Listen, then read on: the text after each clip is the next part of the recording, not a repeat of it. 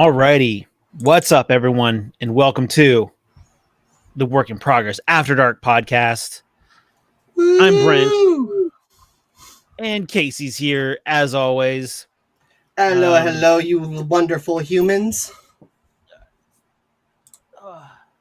The struggles of doing this without headphones is that I've got to make sure that there's no feedback happening. Yeah, Struggle's real. So what's going on? What's so okay, so do you Jessica Schulman in chat is asking, do you think reality TV shows are declining? One moment, we'll get to that in just a minute. So a new thing that we're doing is Casey and I, we frequently will get on the phone with each other and we'll talk for about an hour and we'll talk about a bunch of crazy shit. And usually I'll be sitting there going, man, that would have been a great podcast. So once a month, we're just going to talk about whatever. And that's what, and we're going to do that on the last week of each month, essentially. Last Thursday of each month. And so that's what today is. So I don't know, Casey. So unfortunately, I don't really watch reality TV anymore. I haven't watched reality TV in years. Someone in chat asked if they think if we think that reality TV is declining. What are your thoughts? I unfortunately I don't have much of a frame of reference for that because I haven't watched reality TV in like 10 years. Well, from what Jessica's first off, good, interesting question to start off the day with. So thank you very much, Jessica, on that one. Yeah, definitely. To be honest, in my eyes, it kind of is, because reality TV no longer is reality. It is it's literally just stuff that is put into place and edited for others to find enjoyment from it. Yeah. And you can actually find a lot of those stories where it's like, oh, things did not happen the way that they were shown on TV because it didn't create enough drama, and so people weren't necessarily like they weren't brought into whatever the TV special is. I mean, for one example, and this is probably a really bad example, I am thinking of Stan Lee's Who Wants to Be a Superhero? I've never even heard of that. It was on Sci-Fi. It only lasted like one season, and it's these people put in their applications for whatever their superhero persona is, and they have to like kind of create the story of the superhero. But then they had to go through tasks, and each week they had a different task that they had to complete, and people were voted off saying like, oh no, you're not a superhero because you did not show superhero morals or anything like that. Mm-hmm. But after a while, it kind of became evident that it wasn't really a reality show as much as it was, just kind of like a publicity stunt kind of thing. Oh yeah. And so that's why I state, like, even if you look at a lot of the things like The Bachelor, The Bachelorette, or Survivor and stuff like that, a lot of the stuff is real, but a lot of it has been manipulated. I used to, growing up, I really liked Big Brother. Did you ever watch Big Brother? I have caught a couple episodes of Big Brother. However, I do know people that have actually gone on to the world race. Oh, okay, that's cool. Yeah, I Big Brother is one of those like being filmed 24/7 for 3 months. Mm-hmm. And you could subscribe to watch the feeds. You could subscribe to watch the feeds live. The only time that you couldn't watch the live feed is during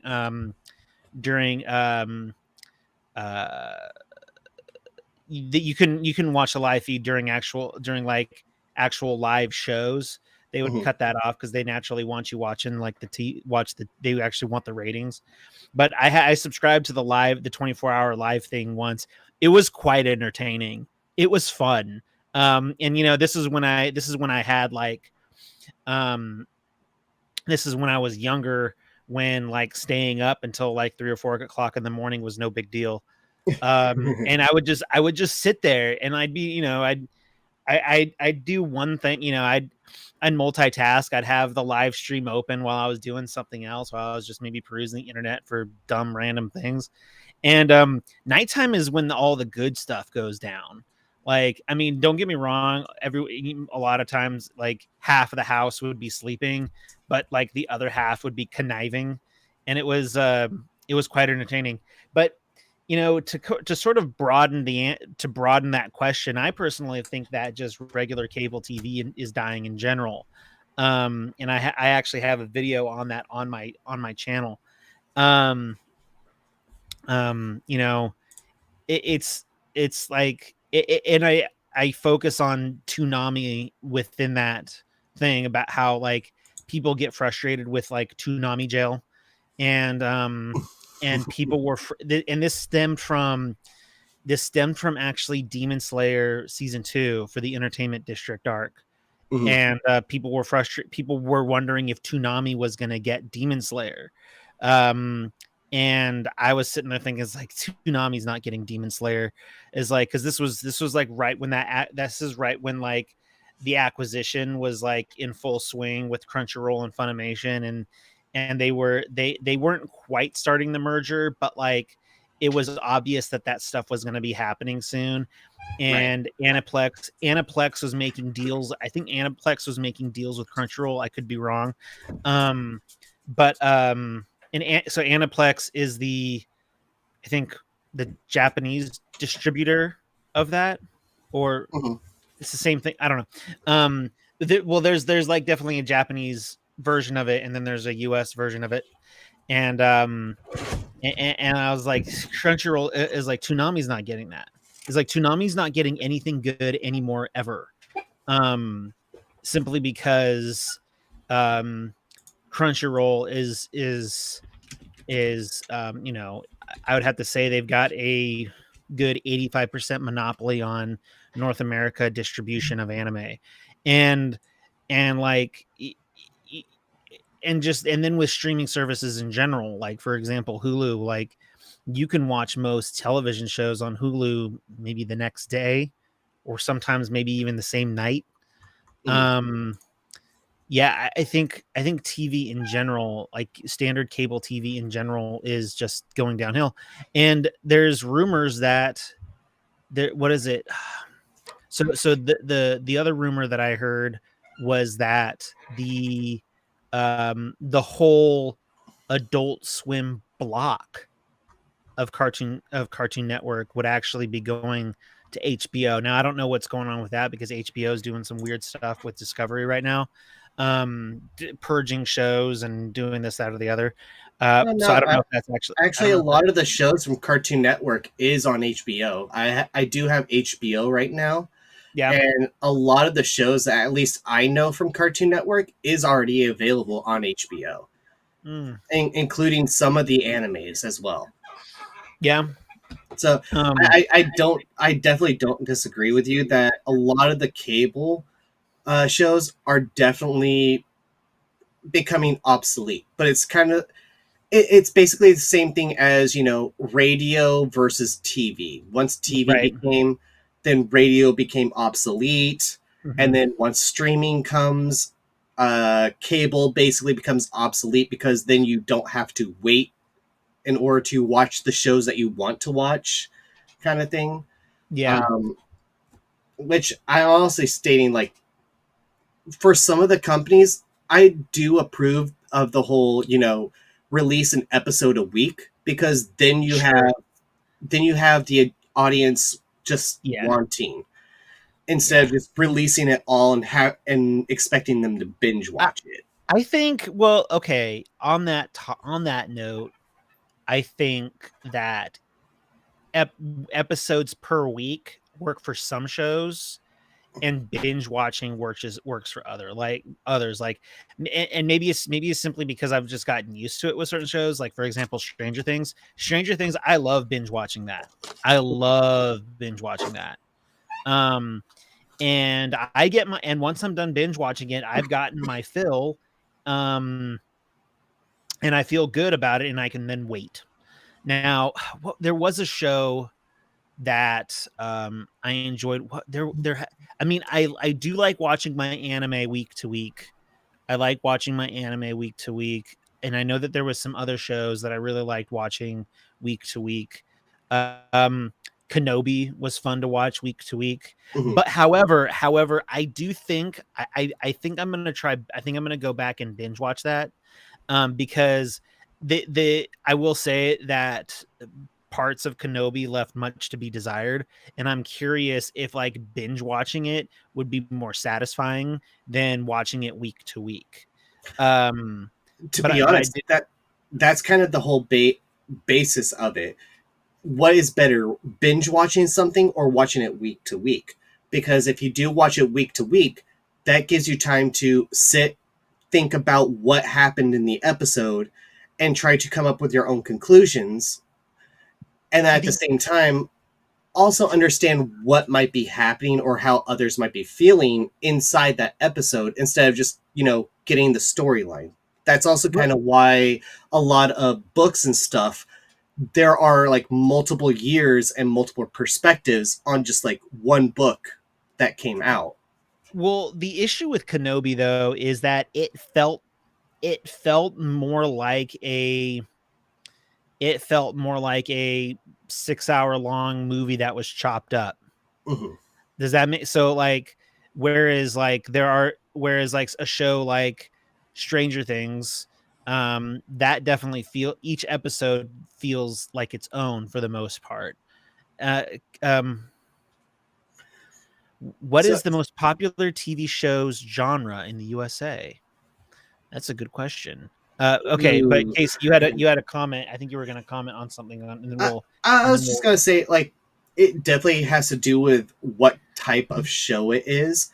I mean, if you're wanting to go for like something like a Monster of the Week kind of Mm-hmm, thing, that is different than something that has an overarching storyline. Whereas a lot of shows, yes, they are able to do it, mm-hmm, and sometimes a little too quickly. For example, look at Adventure Time or Steven Universe. Those shows, each episode is literally 15 minutes long. And it's mm-hmm. just like one episode to itself, but it progresses an overall story arc to the season. And that's kind of what I'm wondering is, are a lot of the shows just trying to create an Mm-hmm. open story, and that's why it feels like it's just a movie being split into different parts Yeah. instead of just an episode. As for Jessica's question of what is the most popular TV show genre, oh my gosh, that is going into an entirely different subject on that. Yeah. And it depends on the person, in all honesty. Because you I will have people that love fantasy, you have people that love sci-fi, you have people that love reality TV. I mean, my I family loves Keeping Up with the Kardashians, ugh. whereas I love Doctor Who. So that's what I follow, and the rest of my family follows Keeping Up with the Kardashians. Like, definitely completely different genres. So So, I'm not sure on that. based on what I see based on what I see like on Hulu, um it, you know, um the um the cop dramas are still really in. Mhm. Um I Crime, crime scene, crime the like scene yeah, shows. Yeah. the crime scene shows. Now, I know that thank God this is finally fading out, but like I'm so glad that CW is finally killing the Arrowverse. Oh, Um oh, my heart. Oh, I'm dude, sorry. like I am a lover of the Flash. I love the CW show. God. I do think that I they got actually do represent the Flash very well for who the Flash is, hey actually. GG, what's going on? Um dude, I maybe I just have like maybe I just have superhero fatigue, but like I don't know, like I watched all of those shows. I watched all of those shows for like almost 10 years. Mhm. And I like after like some of them just over like I think the Flash is going on like its ninth season, and it's just like Jesus, the show's been on for 9 years. Like what? Like Has it been on for what? 9 years? Oh It's my been on for a gosh. long time. It's been on for I think it started during Arrow's like third season. I know Oh, in and it's this the last season, isn't it? yeah, the ninth is the last season. I think during the Arrow's second season was the backdoor pilot Mhm. for the Flash. And for any of you who don't know what a backdoor pilot is, it's when you introduce a new show within an already existing show. Um, Yeah. If I remember correctly, Barry Allen was introduced in the Arrow, but he wasn't the Flash yet. no, It wasn't until the um, show started, which exactly. well, it was about 6 years ago. Yeah. Yeah, Uh, from what I'm seeing, the first episode aired. Oh, maybe I'm wrong. I'm trying to see here um when it was started. No, it aired 2014, so about 6 years ago. what the Flash? Yeah. How's it gotten 9 seasons in 6 years? I'm wondering if they Maybe might have maybe mixed in maybe I seasons. maybe I did mix that up. How many seasons is it? Did you look that up? Um No, it's at season 9, but season 9 is also a short season, that so oh they're okay. ending it. They're ending it early, It's like from what ugh. I'm seeing here. But I really liked Arrow. I really liked Arrow Okay. back in the day. Um but then like but then it got like, and I always felt like the Arrowverse was a good representation of what a DC universe should be, as opposed to like the movies. Excuse me. um but oh, okay, so like this is totally off topic, but I got to talk about something that I watched Do it. last so I love a good documentary every once in a while. And Netflix has gotten really good with their documentaries. I mean, they have all the really good serial killer documentaries.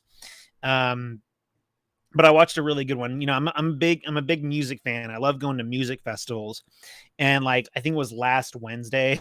Last Wednesday, it was like I don't know, it was like 9:30, 10 o'clock at night, and like I'm perusing Netflix, and all of a sudden this documentary comes up. It goes it's called Trainwreck Woodstock 1999. And I'm like, huh, what have we got here? And I start the first episode, and the first episode, it basically what it is like the intro is just basically this car driving through what appears to be like a desolate wasteland, but also like a battleground. And I'm like, what the hell happened here? But basically, you should look it up. You should look up like the events that occurred during Woodstock 1999. Basically, it was a literal shit show. And when I say shit show, there even came a point during the festival where like they weren't cleaning out the porta potties, so they were overflowing with shit. It was so insane. Like, I've been to a lot of music festivals, and a lot of music festivals sometimes have poor maintenance. There'd be trash everywhere. I mean, don't get me wrong, it's always cleaned up.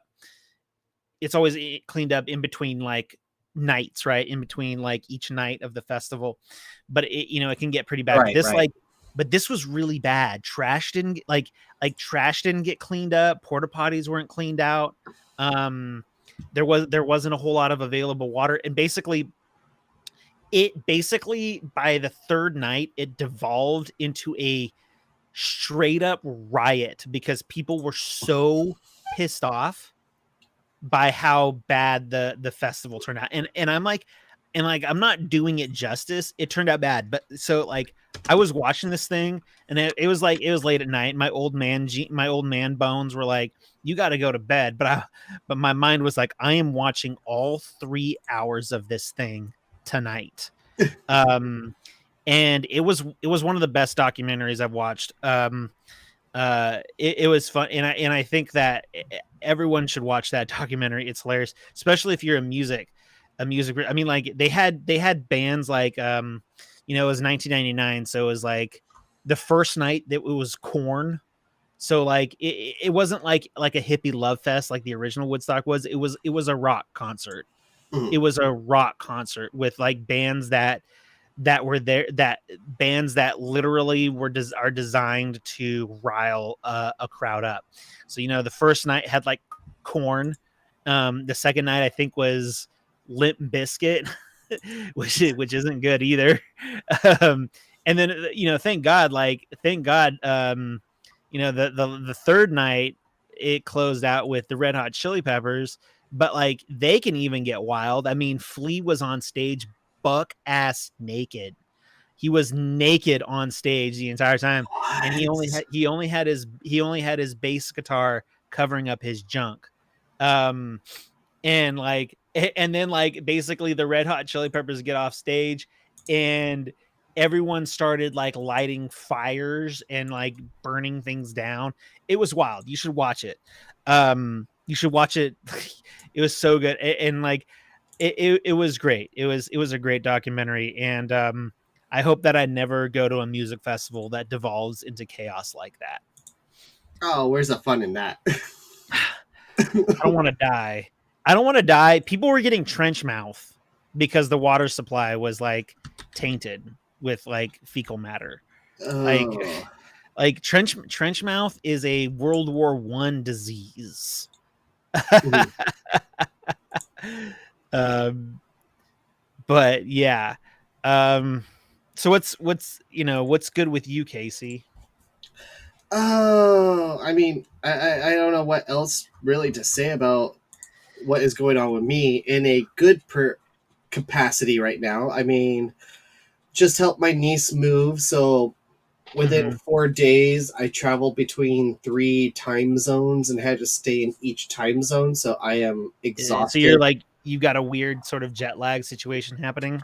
Oh my gosh, you have no freaking idea right now.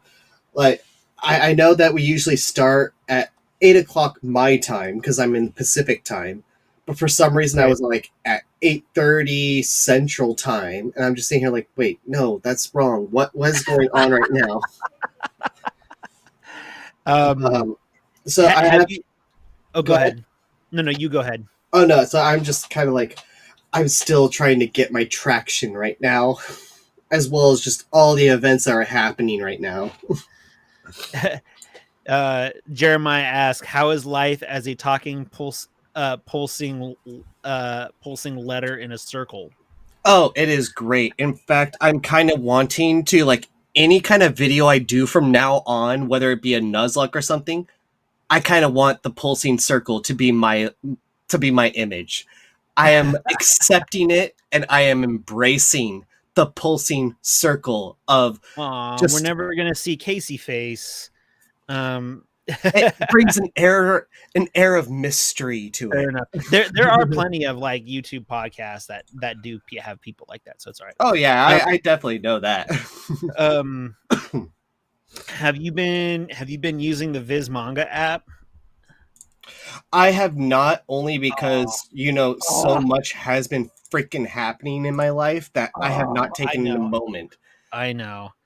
Dude, Um, I don't think you do know. Like, no, no, I I mean literally like spent. I get it. I don't know, but I get it. Oh yeah, oh yeah. Showface only at 100K subs. You know what? I will take that, Jeremiah. 100K subs, and I will put up a camera and I will show my freaking face. Okay, It's like but he's like only at it's been subs, 84 not years. views. It's been 84 years since the Titanic sank. Um, um no, it's just like so much crazy stuff is happening, and like it's like I'm trying to be respectful and not mention and not talk about my hero with you guys. like, with you and then with Jeremiah, because I know that I'm trying to get you guys caught up, but there's some crazy stuff happening. Crazy. I mean, literally every week, it like lately it's been trending on Twitter. Each chapter trends on Twitter Tuesday nights, because no, it would be Wednesday night, because it's released. Shonen Jump is released on Thursdays in Japan. Mm-hmm. So and so the leaks start coming out on, I think it's Thursday. I could be wrong. The leaks start generally coming out Wednesday night in America. So last night the leaks for chapter 364 came out, and it's just like, crazy stuff is happening. It's been weird. It has been a weird, has been an interesting arc, especially because, like, this is like a minor spoiler, but Deku hasn't been seen in like 6 chapters, but it feels like 2 months because there's been a couple of like extended breaks. Right. It's the dark antagonist arc, where the antagonist kind of gives into their dark side a little bit. This is the final battle right now that's happening. Oh, and it's the final battle. Disappears for like 2 months before the final battle, or no. So basically, like, Deku's back, but like what happened was he's everyone, another minor spoiler, but everyone sort of gets separated into their own fights. And so it's one of those. How the chapters have been lately is like, they'll do like 4 or 5 chapters of one fight, and then they'll transition to another fight, which is another 4 or 5 chapters. I don't think it's going to end this year. That Horikoshi was saying that it was going to end this year. I don't think it's going to end this year. If it ends this year, he's got a lot of ground to cover in what I think is, let's see, September, October, November, December. I mean, he's got 16 weeks, give or take, but that's still not a lot of time. I think he needs at least 25 chapters to wrap this stuff up. He doesn't do and pull a Bleach where it's like he's trying to wrap things up really quickly, and it's he's trying to wrap things up really quickly. He's ready to move on. There's a difference in wrapping things up quickly and satisfyingly, and wrapping things up quickly just to end it. And that's where I have my trouble. The fandom is very much concerned that it is the latter. That's definitely not a good sign then. But the fandom for My Hero Academia is very crazy. And I'm actually working on a video right now about how crazy the fandom is. But we'll get to that when that's finally released. In other news, I've actually been looking at the new Digimon game that's come out. Oh yeah, we talked about that last week. Digimon Survive. I'm literally downloading it right now. Oh, nice. Because I am a huge Digimon fan. Pokemon, Digimon, anything with Mon at the end or the beginning, I will freaking play. I've actually been looking more into it, and it seems kind of interesting because a lot of the reviews and everything I've gotten from it, it reminds me a lot of Persona. Yeah, that's what I've been kind of hearing too. So that's why I'm really looking forward to it, because the way I'm understanding it is you need to be able to have a personal connection with the different characters in order for those characters' Digimon to be able to digivolve, which actually very Persona-ish in some regards. Yeah, it is. But at the same time, if you've actually watched Digimon, it's the same thing with Digimon. Sure. The closer the characters come to their Digimon and the more that they actually accept about their own true selves, the more powerful the Digimon get. And so it kind of works out. And I'm wondering, oh, okay. It seems like it might actually work out. However, a lot of people are stating that the storyline does get a little bit too convoluted. But at that's the same time, typical JRPG. exactly my thoughts. I'm just like, okay, so it's just, par for the course. I mean, I would not be surprised if by the end of the game you're fighting God. Well, I mean, in Pokemon you capture God, so there's, I mean, what is it? I think there's yeah,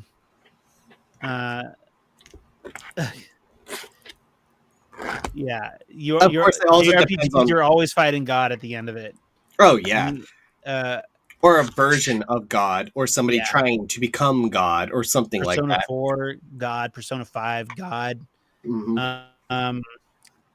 You've Final Fantasy, people trying to become God. People trying to become God. Oh yeah, big time. Let's see here. Let's see. Do you fight it? Do you fight a god? You fight you basically fight a god in Tales of Arise. Yeah. Chrono Cross, you actually fight a god in different timelines all at the same time. Jesus. Exactly. So it's like, I'm sorry, fighting God is par for the course when it comes to any kind of JRPG. Yeah, big time. However, I am kind of like stoked about how the Digivolutions are kind of connected with how the characters interact, and it varies on how the storyline is going to end. And sorry, that was me. My phone fell. I want to play the game too, but I don't know. If I get exhausted, the thing is I get exhausted from watching one episode of anime subbed. Kind of like the meme I sent you. Yes, that was hilarious. That was funny. For those of you that are just, listening, I sent Brent a meme, and it was two anime girls, and one of the girls is looking at... Yes, it was from Fairy Tail. And one of the girls is staring at another girl's boobs, and the meme basically is the boobs were subtitles. The boobs were subtitles, and face was the actual cartoon. Exactly. Which I think does state it's a fairly accurate representation. It's a fairly accurate representation of what's happening. Is you want it's like you're looking down at one thing when you should be looking up at another thing. Mm-hmm. Anyways, I've been playing Cyberpunk 2077 again. Mm-hmm. And that did okay. I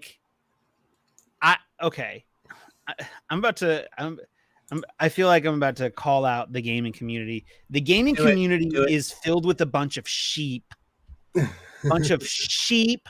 Who are being herded by and I'm going to sound like a crazy right winger, being herded by the mainstream gaming media. And they get pushed into this mindset of oh, if it's bad at launch, it's bad for forever. Okay. Now I'm not saying that Cyberpunk 2077 is a No Man's Sky, right? I feel like No Man's Sky is kind of in a league of its own in regards to a really fantastic bounce back. I have to agree with Jeremiah here, or Juicy, as in #offended right now. So here's the thing. Cyberpunk 2077 is fantastic now. It is fantastic now. Now that so the game needed more time to ferment. Okay, it needed more time in development. It should have been released exclusively on current gen. I'm not going to call it next gen anymore. We're 2 years into it. It's the current gen. Okay, so we're talking about PlayStation 5 and Xbox Series X and PC, good quality PC. I've never had any issues with it playing it on my PlayStation 5. even at day one launch. But like, here's the thing: like, I'm playing it now. I'm playing the PS5 upgrade version of my PlayStation 4 game, and like, it is awesome. It looks great. It plays great. I haven't had any issues with like stability. Like, I did kind of like glitch today, but that was like a one time only. I mean, it might happen again, but like, it's a fun game. It's a genuinely fun game. The world is relatively immersive, but here's the thing. Nobody will take the time to play it because they have been repeatedly told that the game is bad, and that it still is bad when it's not. The game is great now. And I think that like people should be willing to give it another chance. So here's my question about it. I haven't actually gone into Cyberpunk's 2077. I don't know what people are stating about it. I can state that I have played things that were in early access, and I have seen how things are able to progress and evolve due to user comments. What exactly are people saying that why is it not able to be played? Okay, so here's the thing. You do not play it on a PlayStation 4 or an Xbox One. Just don't do it. It shouldn't have been on those consoles. Basically, like, it made those systems run like airplane engines. It was just jet motors. Mm-hmm. And like, it was making, and like, it basically, like, the textures weren't good at all. This is at like day one, but like, the thing is, people won't play it now based off what they heard 2 years ago. Mm-hmm. The game is almost 2 years old. Is it? Mm-hmm. Wait, no. Yeah, the game is almost 2 years old. The game is almost 2 years old, and people are still basing their opinions on the game based off what was being said 2 years ago. And they're not trying it now. They're all still under the mindset that, is the game full of bugs? No, it's not as bad as it used to be. So then my whole thing about this is it shouldn't be on the game itself. It should be on the people that are pushing to get the game released. Yeah, that was a mistake. That was a big mistake. Mm-hmm. And I don't know what happened there. I don't know. I do. Think people are wanting money, and they're trying to get a game released, and they're saying that it's a full game when it's not. Yeah. But here's the thing. I honestly think that I think fans contribute to it now. I think fans contribute to games coming out before they're ready. I truly believe that, because okay, sure. Go ahead. Go ahead and explain, and I can explain what I mean. And so for example, like, I think God of War Ragnarok is only coming out this year because fans were losing their minds on social media. Mm-hmm. I personally, I am like, I do think that I think it's definitely going to come out this year. If it doesn't come out this year, it's not going to, like, basically fans are just going to be even more upset because they announced a game. Once again, they announced a game before, whatever. You get my point. But like, I the thing that is concerning me about God of War is the fact that we have yet to see any kind of gameplay demonstration, whether it be in a showcase or in a trailer. Right. And it's just like, and another thing too is that the game is going to be one of the last PlayStation exclusives that's going to be optimized for both PlayStation 4 and PlayStation 5. And I think right now, I would not be surprised if right now they are struggling with getting it to be optimized on PlayStation 4s. Because understand, if you're going to put something on a PlayStation 4, it has to be able to run on a day one PlayStation 4. Day one PlayStation 4 technology is about 8 years old now. And my tried to break into the stream. Did what? I'm confused. I think he was trying to join us. Do you want to join us? I can add him.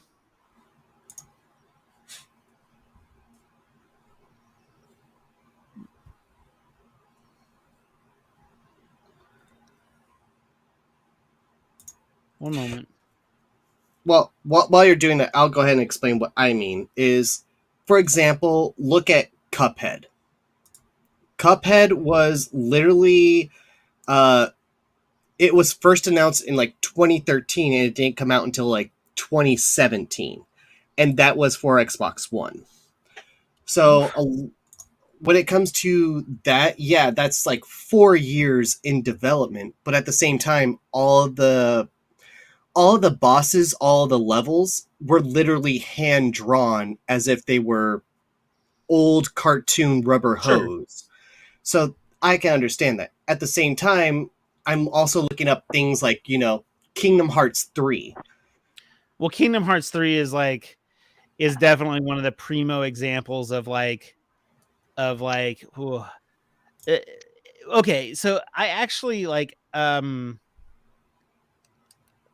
actually have who was I telling this to? Maybe I was telling it to you. I might have been telling it to Jeremiah. I told it to somebody that I think that gaming studios, developers and companies, et cetera, I think there needs to be a new rule. I think that companies should not be allowed to announce games until they are guaranteed a release window of 12 to 18 months. I think that was with me. Was that with you? Yeah, I think that's ringing a bell, and I agree with that. Like, yeah, if you're a year to a year and a half out, that's when we can start talking about the intricacies. Not to cut in here, but it was a lot to type. Okay, so no, Cyberpunk doesn't get that, just like No Man's Sky doesn't get that. Back in 2013, there was a game called Aliens Colonial Marines. Very hyped game after AVP. Yes. And when that came out, it got so many poor reviews for anybody watching because the NPCs, the enemies wouldn't attack you. Everybody was just so upset. What was the issue with it? A programming issue, which we found 5 years later. In 2018, someone finally figured out that within the coding, they had misspelled a word. The attack sequence for programming, I think, is tether, and I think they misspelled tether. Like they put tether or something like that, like maybe an extra E or something.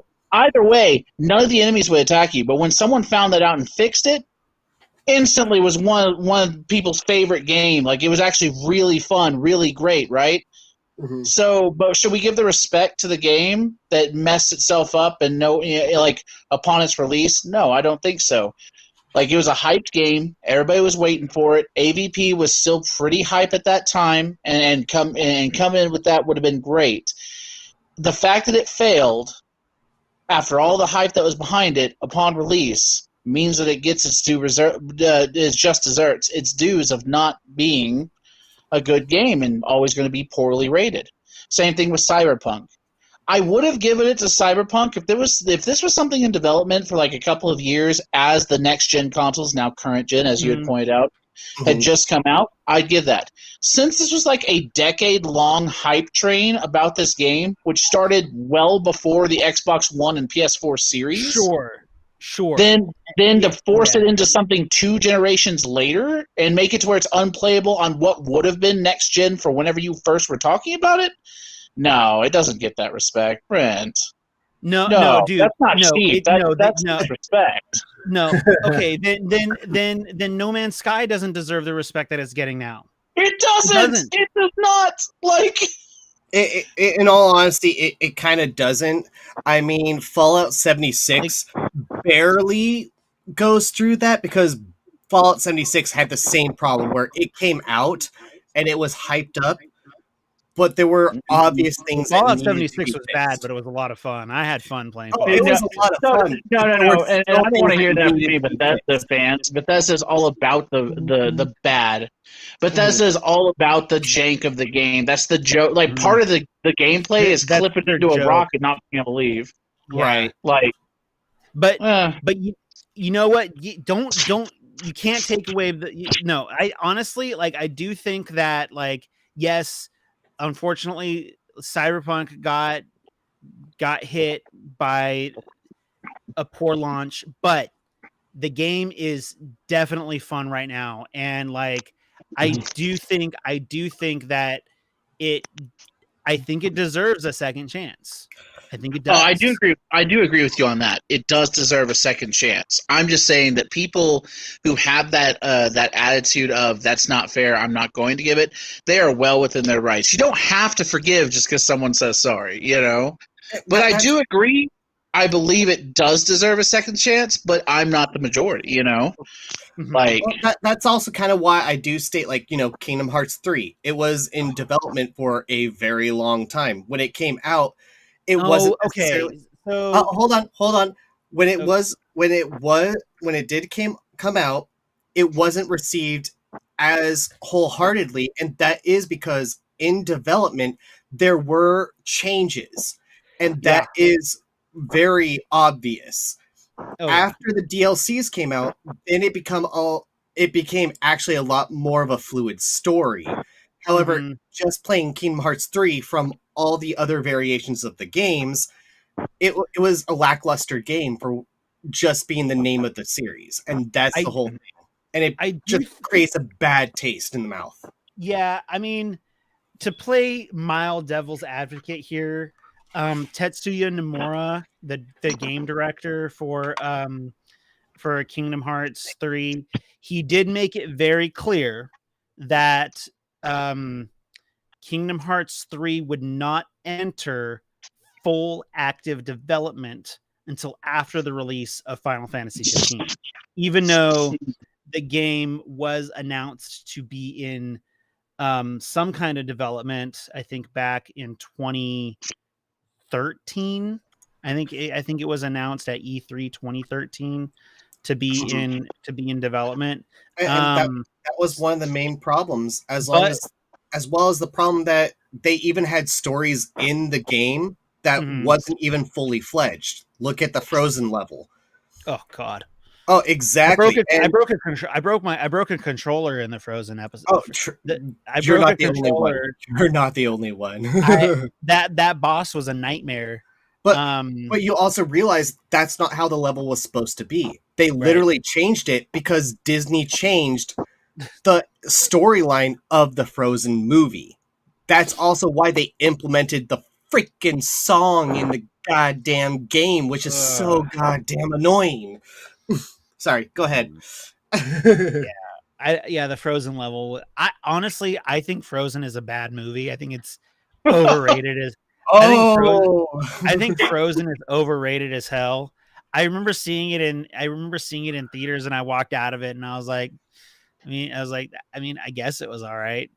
I was like, I mean, it was definitely an overrated movie. Did Wreck-It Ralph Wreck-It Ralph didn't get a level in Kingdom Hearts 3, did it? Wreck-It Ralph should have gotten a level in Kingdom Hearts 3. It definitely should have if it didn't. It should have. When did Wreck-It Ralph come out, though? Wreck-It Ralph came out like 2 years prior. 2013. I think it came out 2 years prior to Frozen. But like Wreck-It Ralph would have worked as a really good. I agree. Yeah. Hold on. They could have implemented racing. They could have implemented like a racing. So, anyways, but so okay. Here's a little. You know, we'll have a little. We've got about 10 10 or 15 more minutes here. So I can tell you about that. Okay, go ahead. Sorry. What was your comment? Well, I was looking up. Wreck-It Ralph came out in 2012. Frozen came out in 2013. Did it really? Frozen, yes. Frozen was implemented into Kingdom Hearts 3. That was one of the levels implemented. Mm-hmm. And I think the reason why they focused on Frozen is because Frozen became so big. It but became so popular, yeah. Yeah. But here's the other thing is that as they were working on Kingdom Hearts 3 and implementing the Frozen level, Frozen still was in development, which means that Wreck-It Ralph was probably still in development, and they had more interest and hope in Frozen than they did with Wreck-It Ralph. But you know what sucks though is the game. Here's the issue. Here's another issue, right? So Kingdom Hearts 3 didn't release until what, 2019?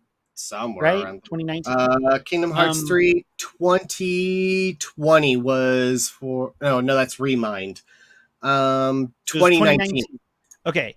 So here's the thing. So Kingdom Hearts 3 was announced in 2013, right?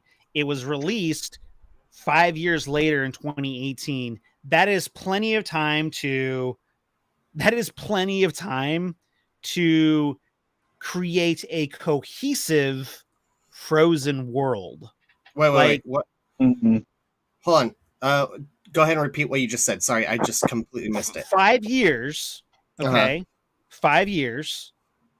Whether it's full development or minor development, should still be plenty of time to create a cohesive Frozen world. That's true. Like I agree. There is I like, as much as like I basically just have like a nostalgia boner for Kingdom Hearts 3, but I understand that I recognize the game is fundamentally flawed on many levels. I agree, except for one little thing is when it came to the development of the Frozen level, they had to change it after Frozen came out. Because but the thing is, Frozen came out in 2013. Mm-hmm. Okay. The game was released 5 years later in 2018. Correct. And they weren't even finished it with it. They did finish the Frozen levels before the movie Frozen came out. But then what I'm saying is, when the Frozen came out, they should have cleaned. They had enough time, is what Brent's saying. And that's what I'm pointing out is they tried to. That's what I keep pointing out. Because in the original design of the Frozen movie, Elsa was supposed to be a villain. And that's how the Frozen levels in Kingdom Hearts is built up.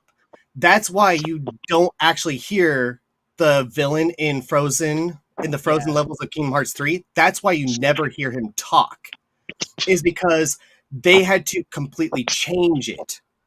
And that's why they did have levels set up where you had to go into Elsa's castle and do multiple levels of her castle. Oh, her castle was the worst too. Exactly, but it wasn't. God. If you actually thought about it and you thought about how her castle was laid out in the game, it would have worked. Except she was no longer the villain, and they had to change that right off the bat. That's what fucked them up. The two best worlds. But they had 5 years. This is why I went into face mode, because now I'm on Brent's side. And it's like, no, against the circles. Hey, sorry for just breaking it in two, but I was like, oh, this is a lot to type. I need to bring up a point. No, I'm always happy to have you. Oh, hell yeah, dude. We love you. But now I'm on Brent's side. No, even with that, after seeing it, that's 5 years of development time. You had the time to completely revamp that level, you know? Mm-hmm. And since every world is separate from every other world, except for, I guess, I think if Kingdom Hearts 3 was more linear anyways. It was a little bit more linear, yeah.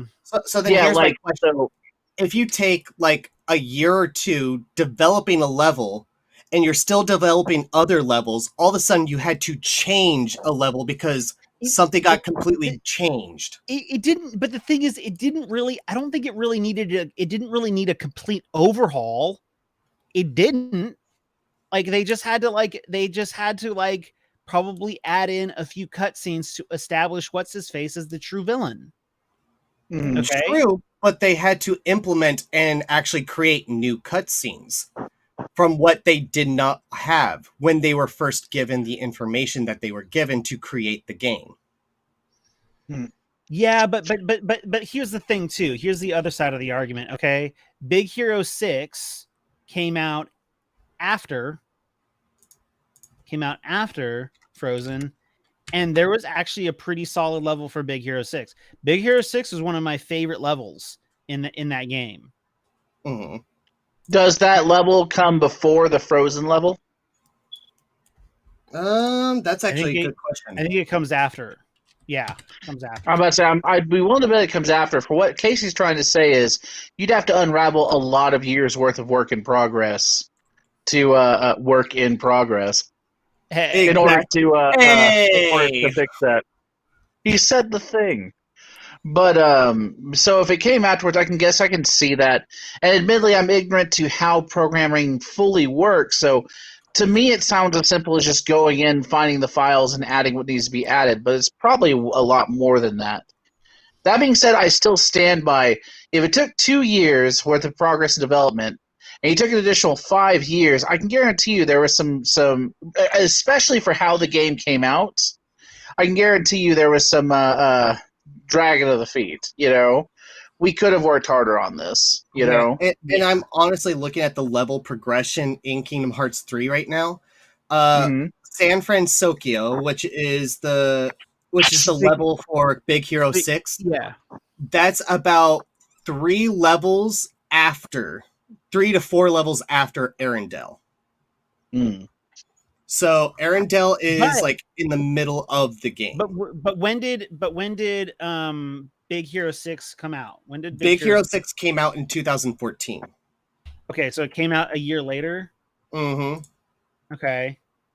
So, but the movie came out a year later, and yet they still had plenty of time to make a cohesive level. But was it the same storyline? Were the villains the same? Did they have to completely change the actual tone of the story? Because if you think about it, having Elsa go from a villain to an actual participant in the story is different than just, having a main story and a main villain when you're constructing this story. I have to replay the Big Hero 6 level because I can't remember exactly how it goes. Well, so that's not very fair, though. The setting of Big Hero 6 is superheroes and villains. So it's supposed to be the thought that there can be multiple villains, there can be multiple antagonists. I mean, we all talk about My Hero Academia. I mean, there are multiple villains, even though there's 2 main ones. 3 if Captain Doctor, I guess. I think I can actually state something, though, if I may, is what Brent just said, is that he would have to go ahead and watch Big Hero 6 again to understand the story. No. I know the story of Big Hero 6, but I'd have to go back and play Kingdom Hearts 3 again to see what they actually did within the level. Here's one of the main differences, at least that I can tell you right off the bat. The Frozen level in Kingdom Hearts 3 is basically pulled from the movie, whereas in the Big Hero 6, that is based off of what happened after the movie. That's true. That is true. So from there, they can go ahead and do whatever they want as long as it is based off of what happened in the movie. Whereas Frozen, if they changed the story of Frozen, they would need to change the level. I still think that they could have done something. Oh, they could have done something a lot better. But I just think that they were so pressed with time that they didn't really care. Yeah. So I can give on that one. Well, we are at our... Huh? What was that? The faces win again. Woo! Take that. Letters and circles. I think it's I get what Casey's saying, but I do think that is we had to make it before this, that, or the other. during the development of the movie. I think that's like a horrible. I don't think that excuse works well anymore. For game companies, keep in mind. Remember back in PlayStation 2 days when every movie on the planet had a tie-in that had to be released. Yeah, and they all around the actual movie, and they all sucked. Yeah. Well, hey, there was a few that were actually pretty decent. Okay, I will say that Lord of the Rings and the Two Towers was an absolute banger of a game. Anyone who thinks otherwise, that one I was thinking about. I was also thinking about the Matrix. What's it called? The Path of Neo. Spider-Man 2. I mean, Spider-Man 2. An argument could be even made that the Spider-Man 1 game was actually pretty good. The Spider-Man 1 game was actually a fun, solid game.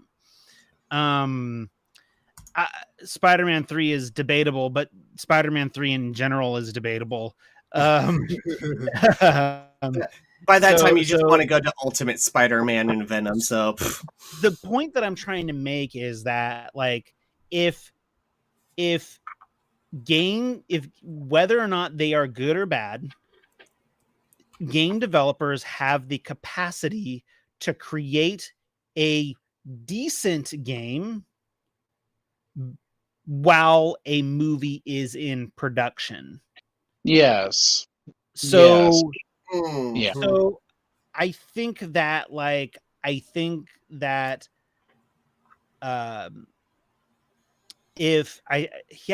could have done it, especially if the level was basically already done and then the movie comes out, they're like, okay, well, okay. It's like now we just go back and kind of like recreate some stuff. I think it's just lazy. I think like they got lazy with that level and they're like, screw it, we'll just move on to the rest and this one's a throwaway. We too are tired of the song, so let's just make it go. Like, oh my gosh, that stupid song. I will actually go ahead and take a step more. It's not game developers, it's game developer companies. It's not about the people developing the games and actually putting in the work to make semantics, Casey. Semantics. You say semantics.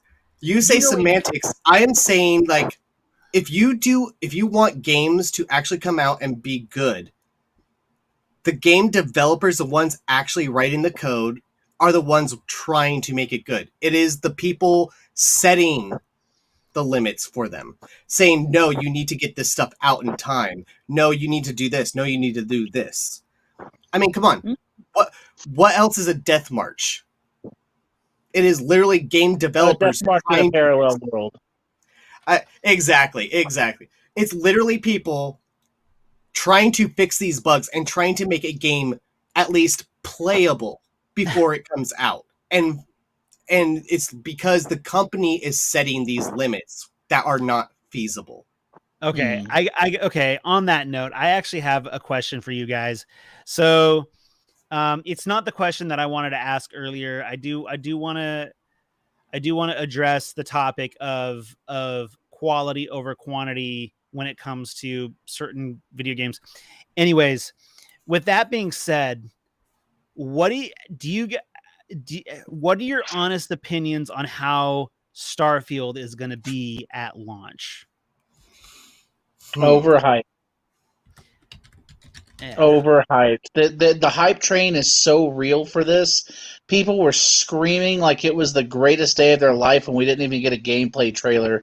Just a 42-second like snippet of Starfield. And I was like, oh cool, so what's it gonna be? You know, like what about it? There is gameplay now.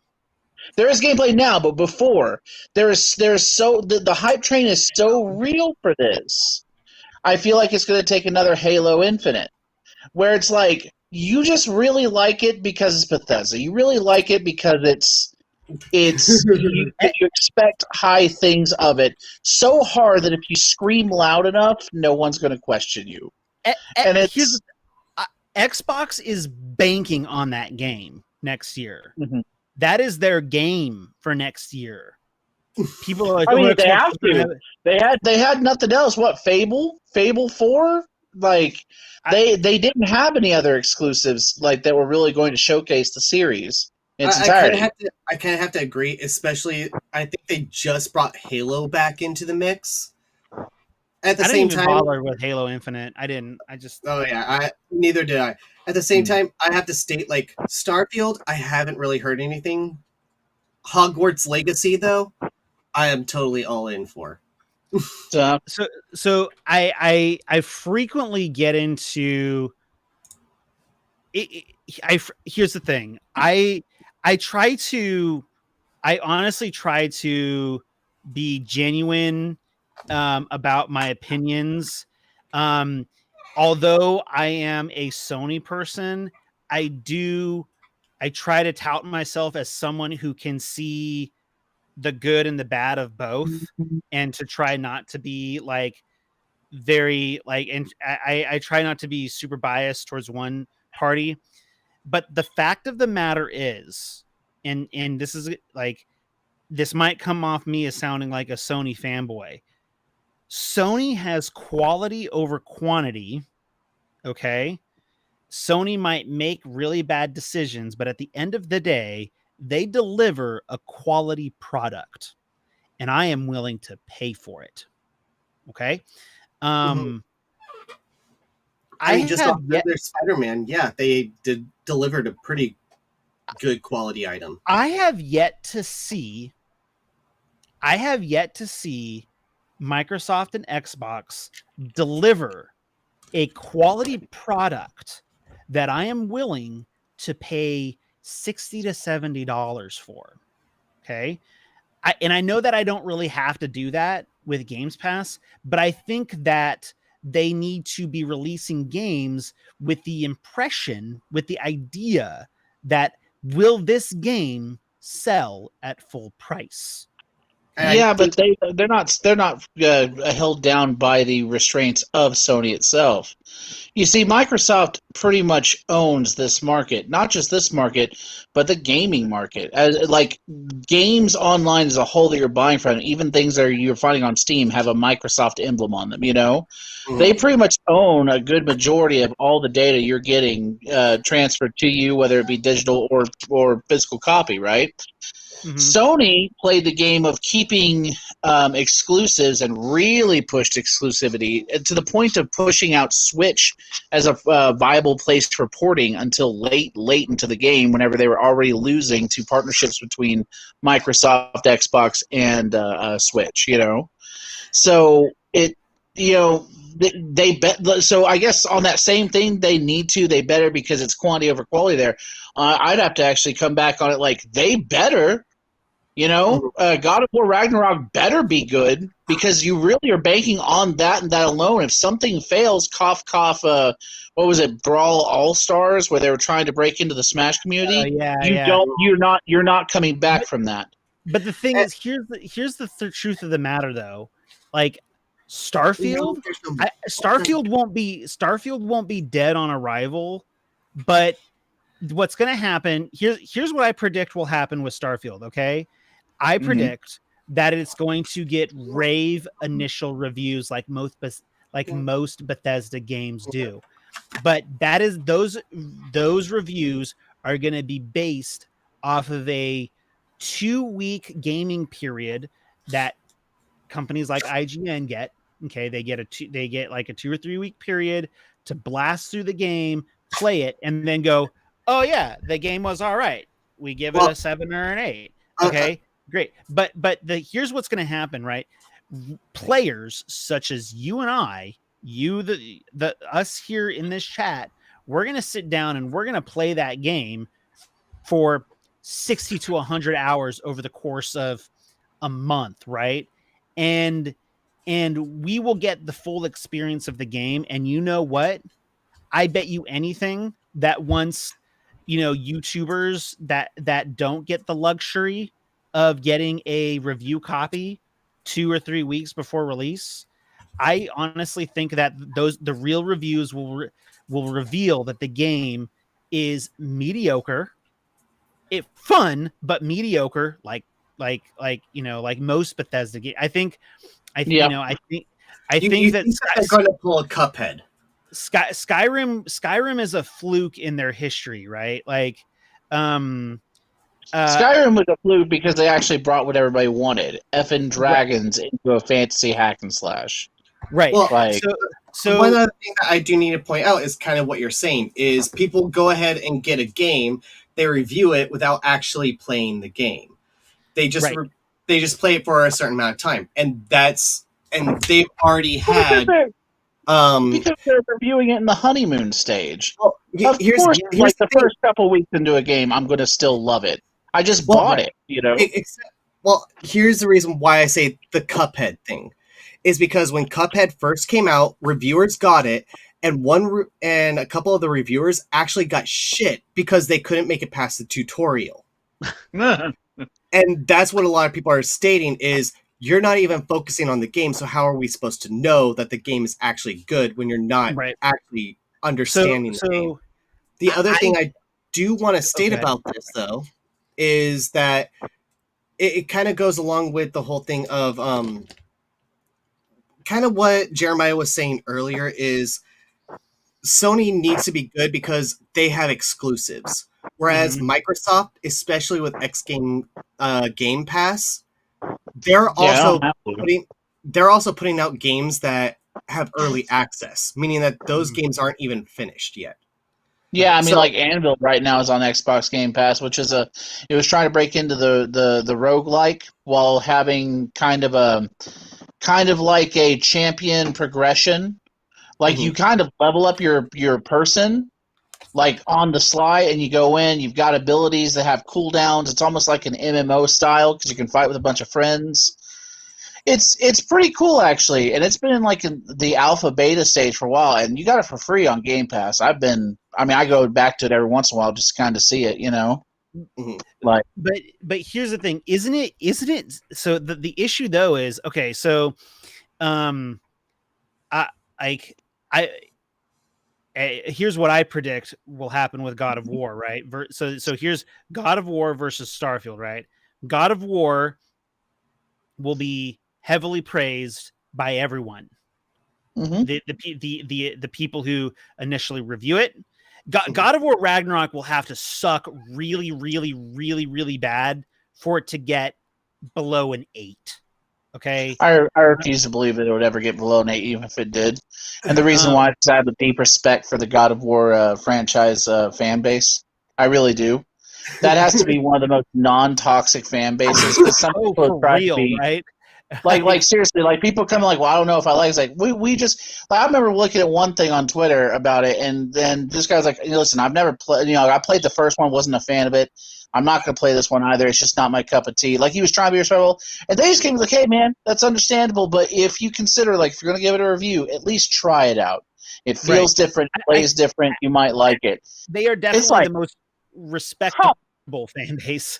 Yes. But yes.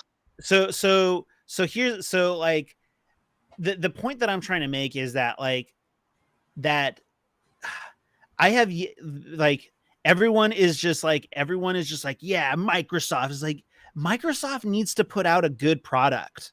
I want them to put out a good product. I really do. I'm rooting for them. But like their track record is not their track record does not. It's not making their future look good. And honestly, when I saw the gameplay for when I'm thank God that they delayed it. Thank God they delayed Starfield. If they had released Starfield this November with how it looks, with how it looked in the gameplay trailer, it would not have been. Starfield looks like one of the most unimpressive games that I've ever seen. That I feel that like. Okay. How do I better phrase that?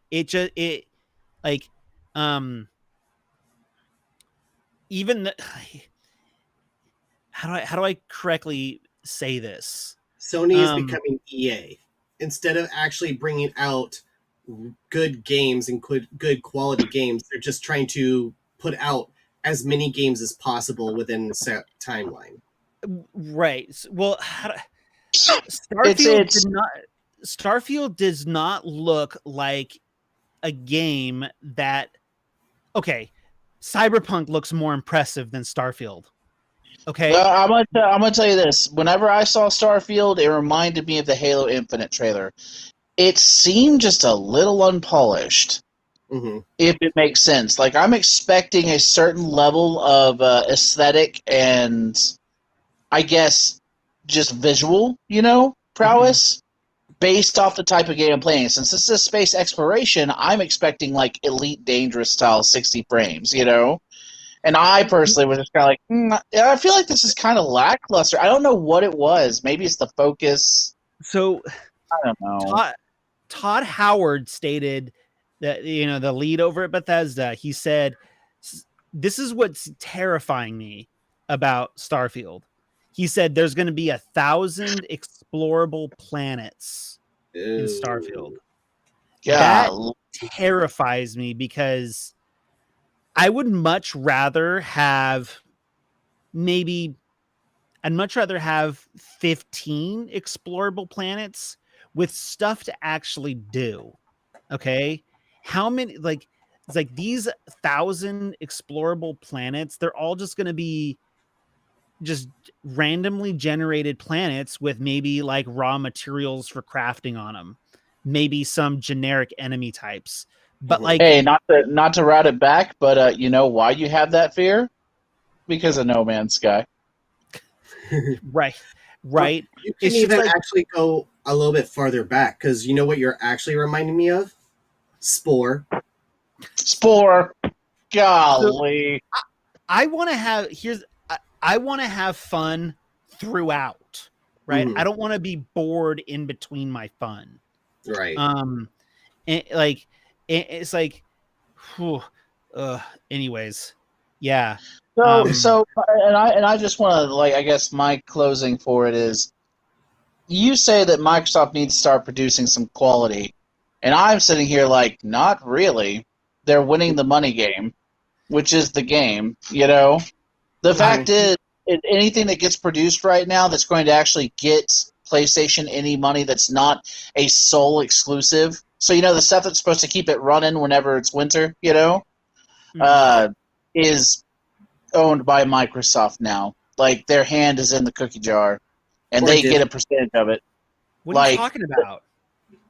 So for instance, like, if they do anything like Skyrim related, they've got their hand in the cookie jar. They've got it, Call of Duty, Microsoft pretty much owns that, and that blew up as a I won't say exclusive to Sony. I want to say it was exclusive to PlayStation, or I thought it was at one point. They had exclusivity to a few things, but no, there was never, like, on launch. Those games were always multi. But like games that generate the most money are the same type of games that don't really have quality to begin with. Call of Duty is a massive quantity over quality. And so the way I compare it is to, like a Sekiro, Shadows Die Twice, right? Versus Dynasty Warriors. Which one's better?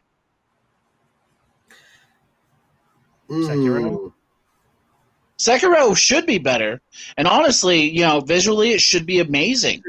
But Dynasty Warriors dwarfs Sekiro in how much it's made, with its latest installment, which I believe was like 19 or 20, still like grossing in the millions in sales, and it's the same game every year. Like, it's as bad as Madden, Right. Yeah, my thing is, they don't have to care about quality.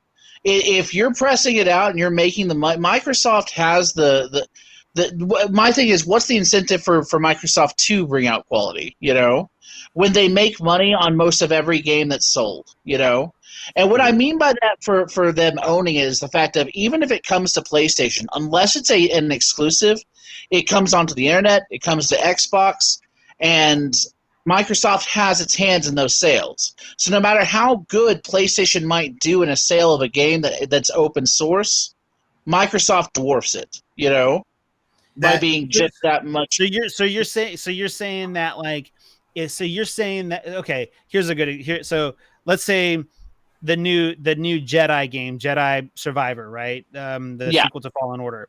So you're saying that you're saying that the sales of that game are going to be better for Microsoft than for PlayStation in the long run, since they've got 3 major platforms. You really think about it, since they get money from Steam sales, money from just buying it from them and their own Game Pass, and money from Xbox.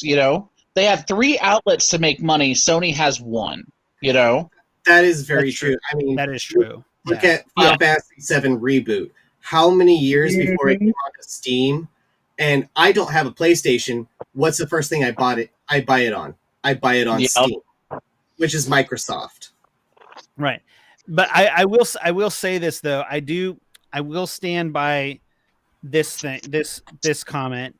I see Game Pass prices going up within the next 12 to 15 months or 12 to 18 months. Bro, they're already making a huge change. Usually at the end of every month, at the beginning and end of every month, they take away 5 games, but they also add some games, right? Yeah. And at the end of this month, they're taking Hades. Yeah, they're taking away 10 games, and that's got everybody kind of in a, what does that mean for it? Because at this point, they might start culling the herd. Because let's be fair, they're making money, and they've got the steady stream. And now that everyone's using Game Pass, let's just squeeze them for it. It's. Well, I'm just curious how profitable it is to put AAA titles, big budget AAA titles day one on a service that costs $10 a month. It's extremely profitable for them. They're more profitable than if they would have done it for 60, guaranteed. Here's the other thing is that also Microsoft gets a lot of heavy shit for not having AAA titles on there. And they even do compare them to Sony and PlayStation Network, because PlayStation Network does put AAA titles for their free games, but Xbox doesn't. And they've been under fire for it a lot. So look at it this way. When a game sells for 60 on the platform itself, they get a percentage, right? Right. But for Game Pass, what Microsoft does instead is they pay the company to have the rights to put it onto their Game Pass. And then the full $10 comes to them. In all honesty, they probably only made about $20 to $25 from that full sale, right? But they knocked themselves down by about 50 to 60%.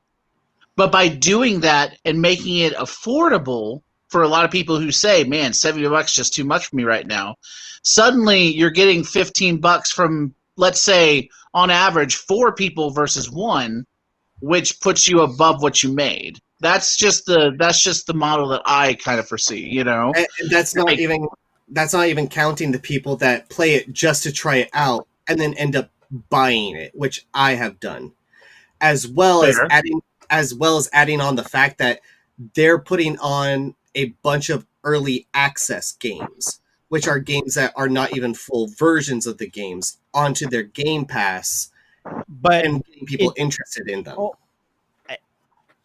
But at the same time, it still doesn't help them if the game isn't good to begin with. But they like Outriders kind of fell on its face.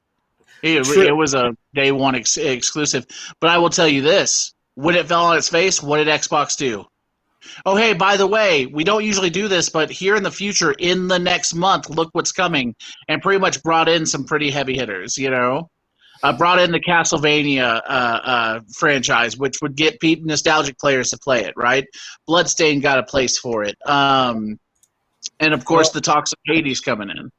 I still think that Game Pass is gonna. A lot of people argue with me on this, but Game Pass, I believe, it's gonna go up in price. I think it's gonna go up in price. Oh no, I definitely agree with you. I think that they are now. Yeah, I agree with you. I think they're gearing up for it. I think it's gonna happen in the next 12 to 18 months. So that's a year and a half, if not sooner, and it's gonna go from $10 to $15. That's what I think. I think it's going to get a $5 increase. One of the other things I do also want to point out is look at games like Phantasm. I don't even know what that is.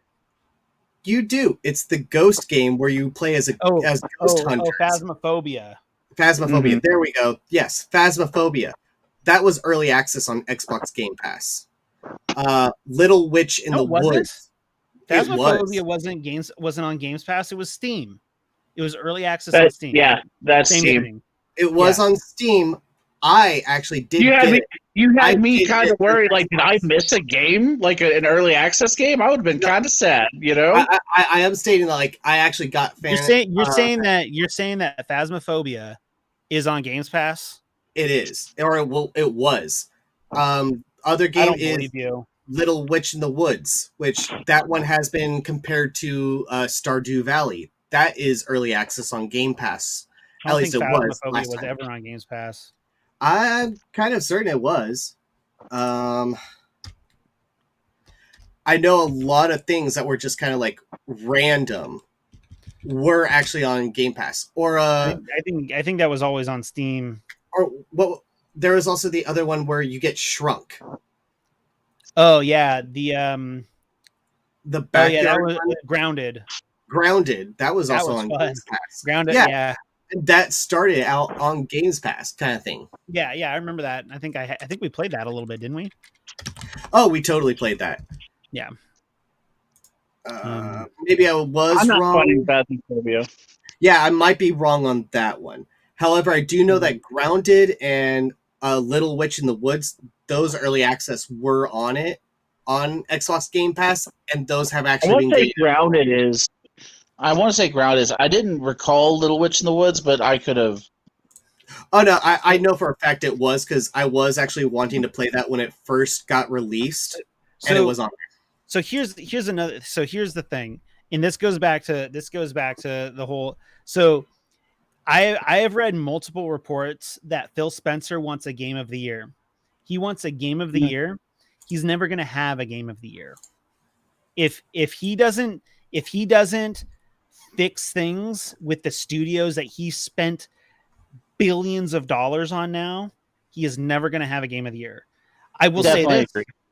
Starfield could have had the potential to be Game of the Year if Phil Spencer had said, you know what, Bethesda, screw you and your creative engine. You're going to use Unreal.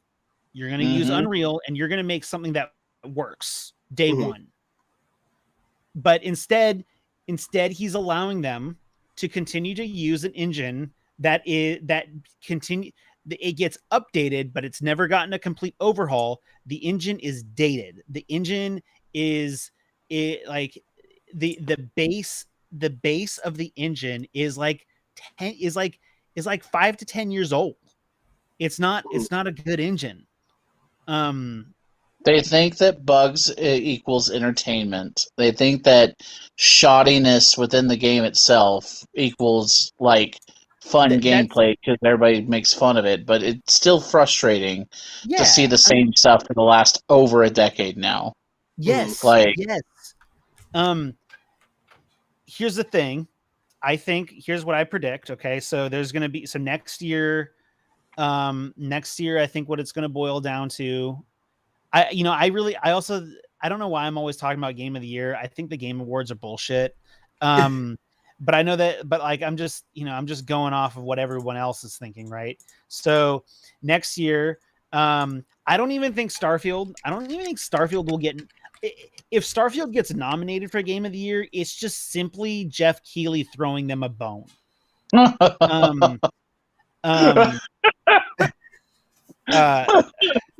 It's true.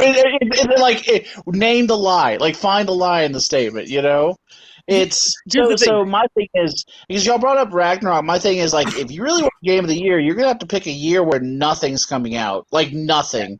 And right. if you think for a moment that you're gonna release that on the same year that God of War Ragnarok releases, and you think you're getting Game of the Year, I got something to say. There's no way. Well, God of War Ragnarok will make the cut for this year. It will barely make the cut for this year. So God of War Ragnarok is going up against Elden Ring for Game of the Year. There's no way that Elden Ring beats Ragnarok, in my opinion. I know Elden Ring fans are like deluded if they think that Ragnarok. They're like Rick and Morty fans. They are just self-involved. I'm sorry. Hey, I like Rick and Morty. No, I love Rick and Morty. Honestly, Rick and Morty is hilarious. The fandom leaves something to be desired. Like, okay, this is the most intelligent show. You're probably the same people who liked Big Bang Theory for its big words that meant nothing to us. Like, shut up. Like, next year's has a lot of heavy hitters for potential game of the year. I think if Final Fantasy 16 is good, that I'm looking forward to that. I'm looking forward to that. Me too. So everything they're trying to do to make Final Fantasy 16 good, including bringing in British actors, voice actors. Have you heard about that?